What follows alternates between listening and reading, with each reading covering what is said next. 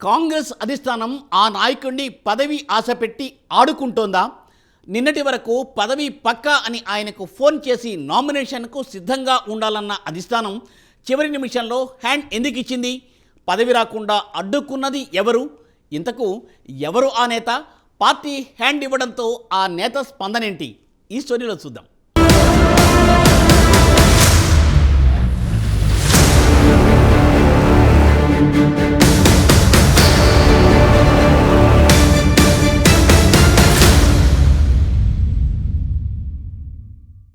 ఒక మనిషి విషయంలో ఒకసారి తప్పు జరిగితే అది పొరపాటు, కానీ ప్రతిసారి జరిగితే అది అన్యాయం. కాంగ్రెస్ నేత అద్దంకి దయాకర్ విషయంలో ఇదే జరుగుతోంది. ఏదో ఒకసారి అనుకుంటే ప్రతి విషయంలో పార్టీ పెద్దలు దయాకర్కు అన్యాయమే చేస్తున్నారు. ఎమ్మెల్యే కోటాలో ఖాళీ అయిన 2 ఎమ్మెల్సీ స్థానాల్లో ఒకటి అద్దంకి దయాకర్కి ఇస్తామని నిన్నటి వరకు చెప్పారు. ఆయనకు ఫోన్ చేసి నామినేషన్కు సిద్ధంగా ఉండాలని కూడా చెప్పారు పార్టీ పెద్దలు. కానీ లాస్ట్ మినిట్లో హ్యాండ్ ఇచ్చారు.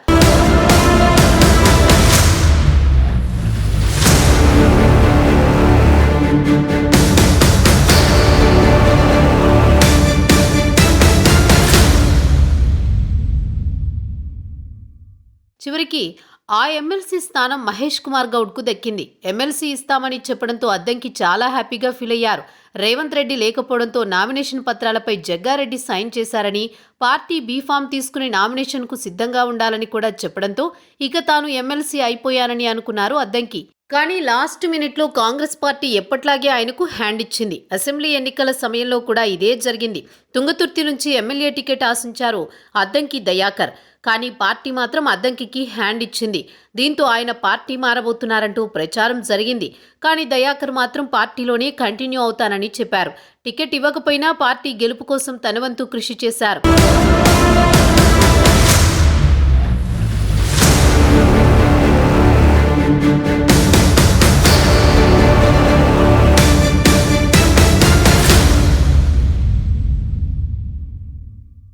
ఇదిలా ఉంటే సీఎం ప్రతిపాదించిన అద్దంకి దయాకర్ అభ్యర్థిత్వాన్ని కొనసాగిస్తూ పార్టీ అగ్రనేత రాహుల్ గాంధీ జోక్యంతో మహేష్ కుమార్ గౌడ్ స్థానంలో ఎన్ఎస్యుఐ అధ్యక్షుడు బల్మూరి వెంకట్ను ఎంపిక చేసినట్టు ఆ పార్టీ వర్గాల ద్వారా తెలిసింది.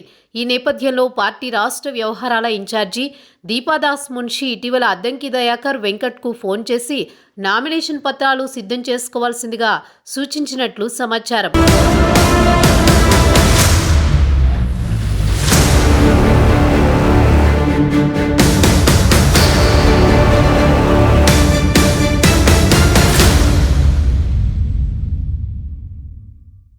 మరోవైపు ఒక్కో అభ్యర్థిని 10 మంది ఎమ్మెల్యేలు ప్రతిపాదించే బాధ్యతను డిప్యూటీ సీఎం భట్టి విక్రమార్కకు అధిష్టానం అప్పగించింది.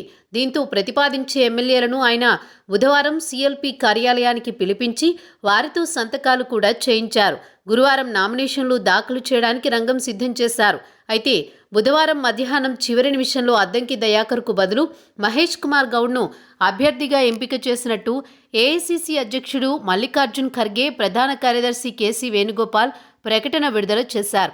దీంతో పార్టీ వర్గాలు, ముఖ్యంగా అద్దంకి దయాకర్, ఆయనకు మద్దతు ఇచ్చిన సీఎం సన్నిహిత వర్గాలు ఖంగుతిన్నాయి.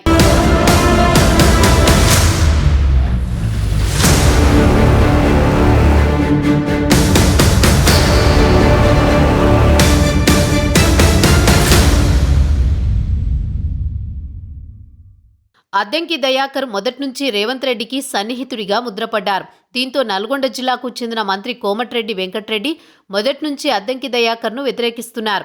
తుంగతుర్తి నియోజకవర్గం నుంచి 2018 ఎన్నికల్లో పోటీ చేసిన అద్దంకిని సొంత పార్టీ నేతలే ఓడించినట్లు ఆరోపణలుచ్చాయి. తన ఓటమికి పార్టీ నేతలే కారణమని అప్పట్లో అద్దంకి బాహాటంగానే ఆరోపించారు. బహిరంగ సభా వేదికపైనే కోమటిరెడ్డి వెంకటరెడ్డిని తీవ్ర పదజాలంతో దూషించారు. ఈ నేపథ్యంలో గత అసెంబ్లీ ఎన్నికల్లో దయాకర్కు పార్టీ టికెట్ దక్కలేదు. అయితే పార్టీ అధికారంలోకి రావడంతో ఎమ్మెల్సీగా అవకాశం లభిస్తుందని ఆయన ఆశించారు. అందుకు తగ్గట్టుగానే తొలుత అధిష్టానం ఆయనకు అవకాశం ఇవ్వాలని భావించింది. చివరి నిమిషంలో అద్దంకి అభ్యర్థిత్వాన్ని మార్చడం వెనుక ఆయనను వ్యతిరేకించే నాయకుని హస్తముండి ఉంటుందని అనుమానాలు వ్యక్తమవుతున్నాయి.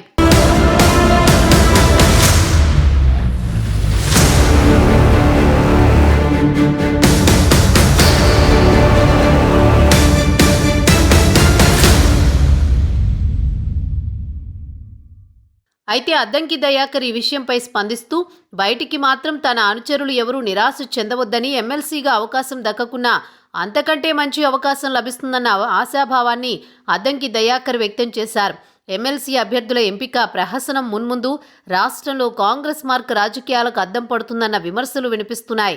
2 ఎమ్మెల్సీ స్థానాలకు వేర్వేరుగా నోటిఫికేషన్ ఇవ్వడంతో అసెంబ్లీలో అధిక సంఖ్యాబలమున్న కాంగ్రెస్ పార్టీ రెండింటినీ ఏకగ్రీవంగా గెలుచుకునే అవకాశం కనిపిస్తోంది.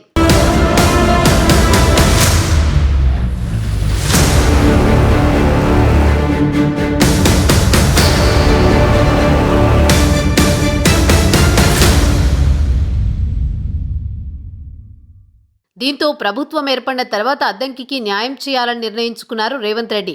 కానీ ఆయన వరల్డ్ ఎకనామిక్ ఫోరం సదస్సుకు హాజరయ్యేందుకు దావోస్ వెళ్లారు.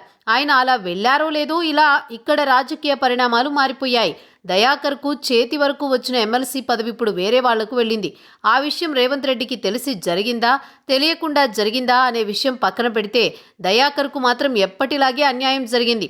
దీంతో ఒక వ్యక్తికి కాంగ్రెస్ ఎన్నిసార్లు అన్యాయం చేస్తుంది అనే వాదనలు వినిపిస్తున్నాయి.